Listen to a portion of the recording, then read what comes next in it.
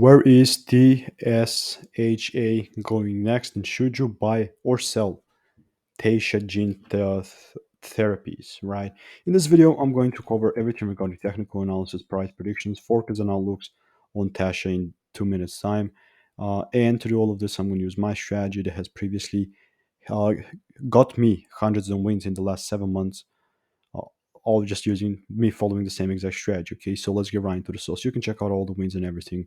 First link in the description if you're skeptic. So TSHA today is up 188%. It's absolutely not stopping when I actually put it into my wait list for today's videos. This thing was 170. So yeah, it's actually crazy how high this thing is going. It's like short squeezing and whatever. But let me ask you one very simple question because I'm following my simple strategy and rules, and it actually all is on following trends. For right now, we can argue this is breaking the trend up, but for me, no, right? Because if I check out weekly, this weekly trend came from these highs, somewhere in here. Okay, so I'm actually going to mark out this high right here. This is the high.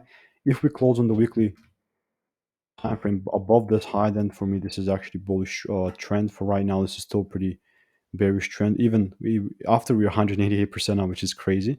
Now we have a pretty big gap that we might be following. For here, I think this is just the idea. This is not a prediction because clearly, the price. I don't have my rules being met. So when I make predictions, I make them with this tool. And right now there is no prediction. I'm just giving you my opinions and thoughts. What I've seen in the past happening, but this is obviously just my perspective, and even with the predictions.